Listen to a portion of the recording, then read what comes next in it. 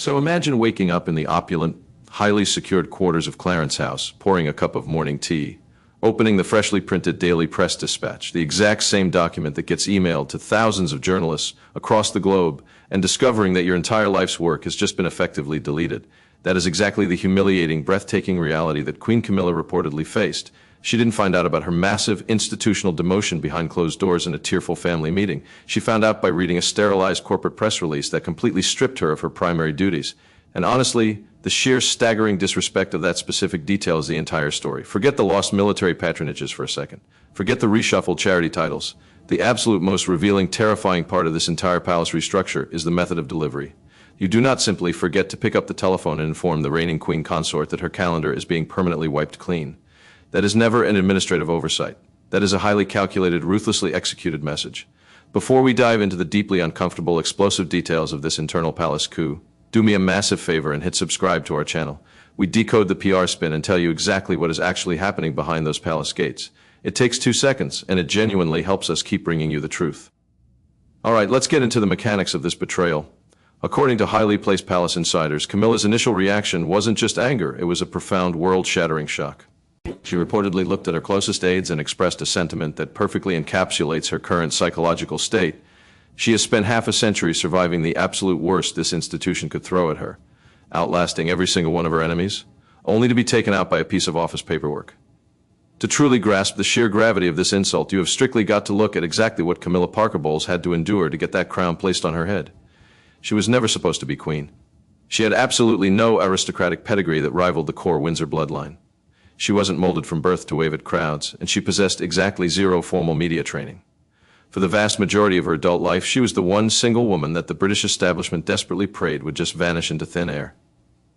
When she met Charles in the 1970s, long before the tragic fairy tale of Princess Diana was ever constructed, they formed an unbreakable foundational bond. But the men in gray suits who ran the palace decided she was entirely unsuitable. She was considered too experienced, too fiercely independent, and far too uncontrollable to be a pliable Princess of Wales. So they forcefully steered Charles toward a much younger, much more naive aristocratic bride. What spectacularly imploded next was arguably the most famous destructive love triangle in modern human history. For decades, Camilla was universally cast as the ultimate villain. She was the homewrecker. She was the wicked older woman who ruthlessly destroyed the people's princess. She was hunted by packs of rabid paparazzi. Her private telephone calls were illegally intercepted and broadcast to the world. And she was subjected to a level of sustained, vicious public humiliation that would have utterly broken 99% of the human population. But Camilla did not break. She did not crumble. She possessed a terrifying level of patience. As Charles and Diana's marriage spectacularly burned to the ground, and the reality of Charles's unwavering devotion to Camilla became undeniable, she did something incredibly strategic. She did absolutely nothing. She never sat down with a primetime journalist to cry about her side of the story. She never hired a flashy Hollywood PR firm to aggressively rehab her image. She never wrote a tell-all book. She just stayed completely silent, stayed relentlessly loyal to Charles, and allowed the slow, inevitable passage of time to do the heavy lifting. And against all astronomical odds, her strategy worked. The British public slowly, grudgingly exhausted their anger through years of quiet, unglamorous charity work, a complete refusal to complain, and an undeniable, stabilizing influence on the future king. Camilla rebuilt her legacy brick by brick. By the time Charles finally ascended the throne in 2022, she had achieved the impossible. She had secured the Queen Consort title with the explicit, written blessing of Queen Elizabeth II herself, a woman who had finally realized that Camilla had genuinely earned her stripes. So, to go from that, from 50 years of surviving the trenches, playing the longest, most painful game of chess in royal history, and finally securing your prize, to discovering through a morning email that your life's work is being actively dismantled by your own stepson. That is not a realignment of duties. That is an eviction notice wrapped in Buckingham Palace letterhead. The official, publicly released document detailing the restructure utilized all the classic, sterile buzzwords of modern corporate PR. It spoke glowingly of institutional streamlining, future-proofing the monarchy, maximizing charitable efficiency, and modernization. But seasoned royal correspondents and palace insiders immediately zeroed in on the glaring massive void at the center of the document. Camilla's name was practically eradicated. She was conspicuously missing from the rosters of upcoming high-stakes diplomatic state visits. Several of her most beloved, deeply personal charitable patronages had been quietly reassigned. Some were handed to Kate, while others were dispersed to minor younger royals. Massive, traditional events that Camilla had proudly presided over for the last 15 years were either abruptly canceled or entirely rebranded to exclude her office. When the reality of the press release set in, the atmosphere inside Clarence House reportedly turned instantly toxic. Staff members leaked that the Queen Consort's reaction was absolutely volcanic. She allegedly threw the document onto a desk and demanded to know if this was the ultimate reward for a lifetime of silence and loyalty. The absolute fury wasn't just directed at the loss of power, it was directed at the architect of the humiliation, Prince William. And this is exactly where the timeline of this betrayal becomes deeply, uncomfortably fascinating, because a massive structural overhaul of this magnitude does not happen overnight. This wasn't a sudden, impulsive decision made over a weekend. The restructure blueprints had been circulating internally through the highest, most classified levels of the palace bureaucracy for months. It had been pitched by William's team as a comprehensive, necessary strategy for ensuring the monarchy's survival in the 21st century. King Charles had absolutely seen drafts of this document. He had legally signed off on major portions of the restructure. But according to frantic, defensive leaks from his own aides, the king supposedly didn't fully comprehend the brutal, real-world implications these changes would have on his wife's daily life. Whether that excuse is genuine, or just incredibly convenient, cowardly royal misdirection, the end result was exactly the same. Camilla was entirely blindsided, and she wanted answers. Before lunchtime on the day the press release dropped, she reportedly demanded a strictly private, immediate audience with King Charles. She did not ask for William, not yet. She went straight to the man she had sacrificed her entire reputation for. And what transpired inside that private study was reportedly explosive. She allegedly held the printed press release in her hand, treating it like undeniable evidence in a courtroom, and demanded to know exactly how much Charles knew before it was sent out to the global media. According to whispers from the staff outside the doors, Charles hesitated. And in the brutal world of royal politics, a hesitation is a confession. That brief silence told Camilla absolutely everything she needed to know. She reportedly viewed it as the ultimate betrayal. She had stood beside him when crowds literally spat at her car. She had absorbed the world's hatred so he wouldn't have to face it alone. And now, at the absolute zenith of their reign, he had allowed his son's office to casually drop her from the narrative. Charles allegedly attempted to pacify her, stammering through explanations about William taking on more necessary executive leadership as the king's health required him to step back. He tried to frame the restructure as a purely strategic, demographic necessity, rather than a personal attack. Camilla was absolutely having none of it. She is far too politically astute. She saw Prince William's distinct, ruthless fingerprints all over every single page of that document. So, a second, infinitely more dangerous meeting was convened. This time, the doors were locked, and there were only 3 people allowed in the room: King Charles, Queen Camilla, and Prince William, the Prince of Wales. From what highly placed insiders have managed to piece together, Camilla did not walk into that room to beg, plead, or negotiate a compromise. She walked in with absolute, freezing intent. She was there to confront the heir to the throne. She reportedly looked William directly in the eye and informed him that he was actively, maliciously depriving her of responsibilities that she had bled for. She made it explicitly clear that unlike some members of the family, she had not simply inherited her respect, nor had she just married into it. She had brutally, painfully earned every single inch of her standing. William reportedly did not flinch. He did not raise his voice, and he did not apologize. He allegedly spoke to his stepmother with a soft, chillingly firm pragmatism. He informed her that this was entirely about the survival of the future. He stated that the British public, the taxpayers who fund their entire existence, demand a monarchy that visually and functionally represents the future generation. He was simply preparing the institution for that unavoidable reality. He insisted it wasn't about penalizing her past, it was simply about creating absolute clarity for the brand. But you have to completely unpack that specific word, clarity. When Prince William and his hyper-modern team of advisors talk about clarity, they are talking about something incredibly specific and completely ruthless. They are actively architecting a monarchy that is unbelievably lean, visually flawless, undeniably young, and absolutely 100% free of historical scandal. They are building a corporate entity where every single highly visible face perfectly represents the idealized brand. And Camilla, carrying the heavy, tangled ghosts of the 1990s, the messy stepfamily dynamics, and decades of deeply ingrained tabloid baggage, simply does not fit into the pristine picture William is painting.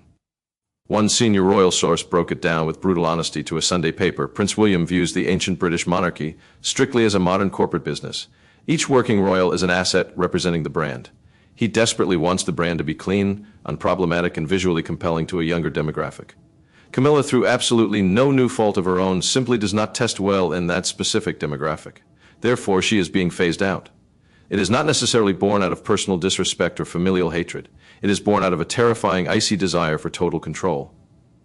William's overarching vision for the House of Windsor is ruthlessly pragmatic. He fundamentally understands the devastating power of modern digital media.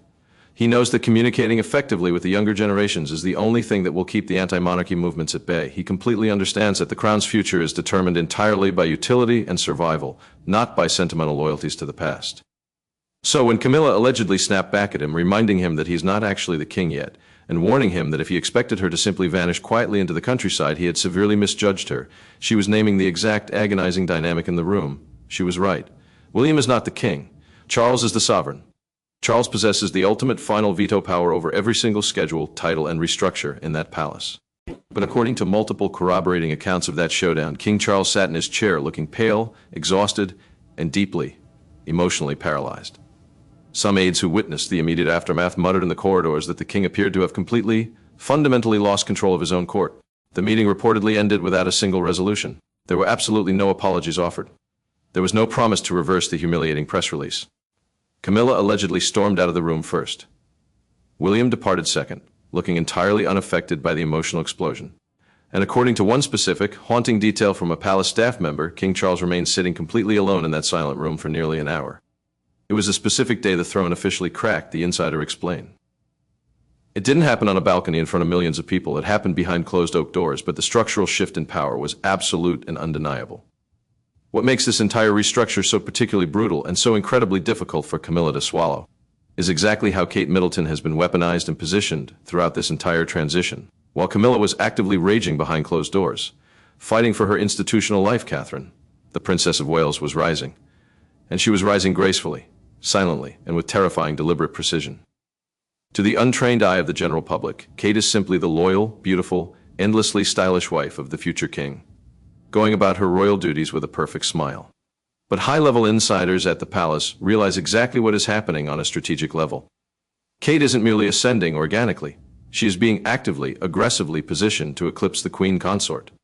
And Camilla has been forced to sit and watch it happen in real time.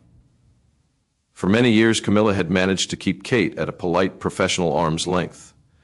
She had watched Kate rise from a nervous commoner to a polished duchess, and finally to a globally adored princess.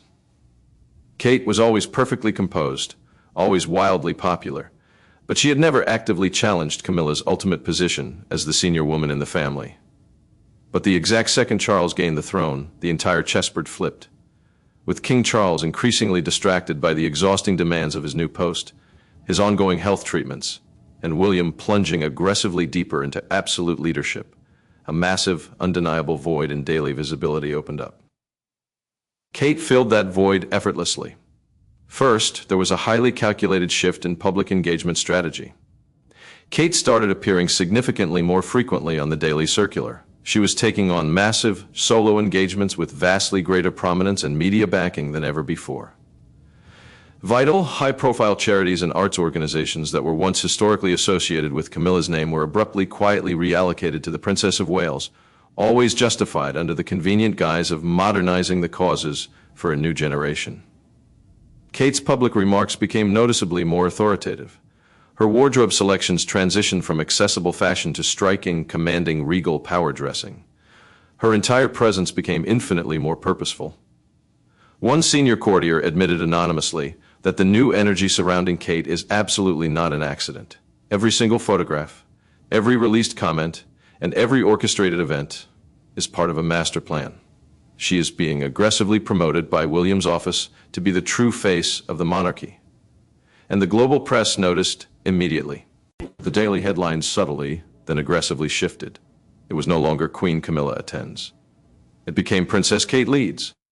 The visual hierarchy wasn't subtle anymore. The narrative was actively changing, and Camilla was losing not just her daily duties but her entire hard-fought place in the historical spotlight. The most agonizing part for Camilla wasn't even the fact that Kate was succeeding. She knows Kate is good at the job. The agonizing part was that Prince William appeared to be the one gleefully facilitating the erasure. William made absolutely sure that Kate was placed center stage at major state gatherings, perfectly positioned for the front page photographs.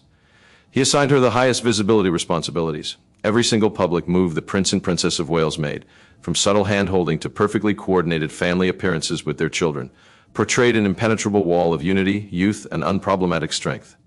They perfectly represented the monarchy's bright, shiny future, and Camilla fiercely believed that they were using that exact bright light to cast her permanently into the shadows of the past. Even worse were the relentless stinging murmurs among the palace staff, the aides, and the royal press pack. The overwhelming consensus was that William regarded Kate, not Camilla, as the actual de facto queen-in-waiting. Not an official legal title yet, but in every single metric of symbolism, raw power, and global influence. The implication was brutal and clear. Whenever King Charles ultimately steps down or passes away, the public will already seamlessly envision Kate in the supreme role. Camilla will be instantly reduced to a historical footnote, a lingering vestige from a deeply unpopular former era that William wants desperately to forget. And the most terrifying part of William's master plan is that it was essentially foolproof. Because every single time a negative story about Camilla's diminishing presence, or her anger over the restructure, started gaining traction on social media or in the papers, a massively distracting, highly positive headline would miraculously appear. Kate visiting a children's hospital in a stunning outfit. Prince George attending a brand new royal engagement, a flawlessly produced, cinematic family video released directly to Instagram. The press, always eager for beautiful high engagement content, fully cooperated with the distraction. The general public remained largely oblivious to the blood on the palace floor, but not everyone was buying the glossy spin. Social media algorithms started buzzing. Dedicated royal observers began heavily scrutinizing the official palace websites, noting that Camilla's presence had been drastically minimized in important historical sections. Online sleuths began investigating the quiet cancellation of her events. Massive Twitter threads debated the sudden glaring change in her daily visibility. TikTok videos went viral, showing a stark comparison of Camilla standing front and center last year compared to her being practically invisible today. Naturally, the official palace communications outlet said absolutely nothing. It was a silent digital narrative war, and Prince William was winning it flawlessly, until a final explosive leak temporarily shifted the momentum. An unidentified, highly placed palace aide, likely loyal to Camilla's camp, spoke directly to a major Sunday newspaper. They leaked the specific detail that Camilla had confronted Charles in tears, demanding to know why she was being systematically excluded from the inner circle of decision-making. That specific story exploded across the internet, not just because it was sensational tabloid gossip, but because it finally confirmed what many astute observers already suspected: the Queen Consort hadn't graciously decided to take a step back. She had been forcefully, aggressively pushed. And with that single leak, the carefully managed PR blackout finally cracked. Mainstream commentators started asking actual, highly uncomfortable questions on morning television. Why didn't Camilla attend the recent state banquet? Why had Kate so thoroughly dominated the visual coverage of the last 3 royal tours? Why had the palace communications office completely refused to clarify any of these glaring absences? The British royal family, an institution that spends millions of pounds a year to project an image of stoic, unbroken unity, was once again facing massive global rumors of a vicious internal civil war. Only this time, the ghost of Princess Diana wasn't at the direct center of the battlefield. It was Camilla. So where exactly does this brutal restructure leave her now? Officially, legally, she remains the Queen Consort. The title is still attached to her name, and she still wears the crown at state openings. But functionally, operationally, she has been reduced to a ceremonial shadow. She is being forced to sit and watch as the ancient institution she sacrificed her entire life to sustain is completely remade in real time, totally without her input. There were no grand press releases announcing her formal demotion. There were no royal decrees explicitly stripping her of her honors. But the institutional signs are absolute and unmistakable. Her sudden, glaring absence from high-profile strategic events, her name vanishing from internal official briefings, Kate gradually, seamlessly absorbing her entire public role. And the absolute worst part for Camilla is that this isn't a massive controversy driven by public outrage or scandal. It is a slow, methodical, deliberate corporate transformation planned entirely from within the family. It is being led by William, fully sanctioned by Charles's paralyzed silence, and heavily disguised by brilliant press diversion tactics. Camilla feels deeply, fundamentally betrayed. Not because she is some power-hungry villain who desperately craved ultimate authority, but because she genuinely, truly believed she had finally earned her safe place at the table. She stood firmly with Charles through the darkest, most humiliating days of his life. She faced global mockery, intense social alienation, and spent decades hiding in the shadows just to protect him. She fiercely believed that by finally reaching the pinnacle of the crown, her position in royal history would be unassailable and secure. But history, heavily guided by Prince William, appears to have completely different plans for her legacy. She is now faced with a genuinely impossible, agonizing choice. Does she accept the demotion, remain dignified, dutiful, and increasingly invisible? Does she just play the part of the quiet, supportive wife until the end of Charles's reign? That is undeniably the path of least resistance. It preserves her remaining dignity. It avoids a catastrophic public conflict. It allows King Charles to maintain whatever fragile peace remains in his final years. But it also means accepting total, humiliating defeat. It means quietly watching her own legacy be actively erased while she is still alive to witness it. It means deeply knowing that everything she built, everything she suffered for, will ultimately be remembered merely as a problematic footnote in William's streamlined history book. For a woman with Camilla's immense pride and undeniable resilience, that is a profoundly bitter pill to swallow. Alternatively, she can choose to fight, she can push back, she can demand a vastly more visible role, she can use her intimate access to Charles to ruthlessly advocate for herself, making it explicitly clear that she will not be sidelined by a spreadsheet without a war. But that aggressive path is fraught with absolute danger. It pits her directly publicly against Prince William, the wildly popular future king who controls the media narrative. It creates devastating headlines that the palace PR machine cannot control. It puts an unbearable strain on her relationship with Charles, who is already caught in an impossible, agonizing position between his wife and his heir. And most dangerously, it risks turning the volatile court of public opinion violently against her once again. Because when forced to choose, the public almost always sides with youth, beauty, and the future, not with the embattled, historically controversial consort of an aging king. Camilla knows this better than anyone alive. She is far too politically aware, far too battle-scarred not to see the exact dimensions of the trap she is currently in. Every single move she makes from this day forward will be intensely scrutinized, heavily criticized, and potentially weaponized against her by William's camp. Total silence is a surrender of her legacy. Open resistance is institutional self-destruction. She's entirely trapped between two completely impossible outcomes. And the person who masterminded that trap is her own stepson. There is, of course, a third possibility, one that absolutely nobody in the palace wants to actively contemplate, but one that hangs heavily in the air. Camilla could simply quietly withdraw. Not officially. Not with a dramatic public statement or a televised interview, but practically. She could choose to spend the vast majority of her time at Ray Mill House, her private, deeply personal country residence away from the Windsor bubble. She could voluntarily reduce her public engagements to almost zero, not because William ordered her to, but because she is simply bone-deep tired of fighting a war she can no longer win. She could actively choose personal peace over historical relevance. For a woman who has spent her entire adult life locked in the exhausting crosshairs of global public judgment, the profound appeal of a quiet, undisturbed life must be absolutely immense. No more vicious press briefings, no more tense, hostile strategy meetings with stepchildren, no more agonizingly watching her name disappear from the daily schedules. Just privacy, her own children and grandchildren, and the simple, ordinary pleasures she enjoyed long before the heavy machinery of the crown consumed her entire existence. But that, too, would be a profound kind of defeat. And Camilla Rosemary Shan did not survive 50 brutal years of royal warfare, outlast Princess Diana, and conquer the British establishment just to walk away quietly in the end.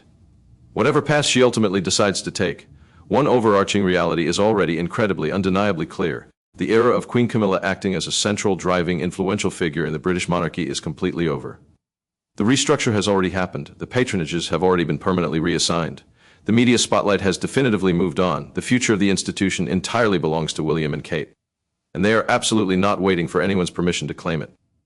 Camilla's story is obviously not completely finished. She is still physically here. She is still legally the queen consort. She still possesses immense access, deep relationships, and decades of dangerous, highly classified institutional knowledge. But the central narrative has permanently shifted. She is no longer the protagonist of the story.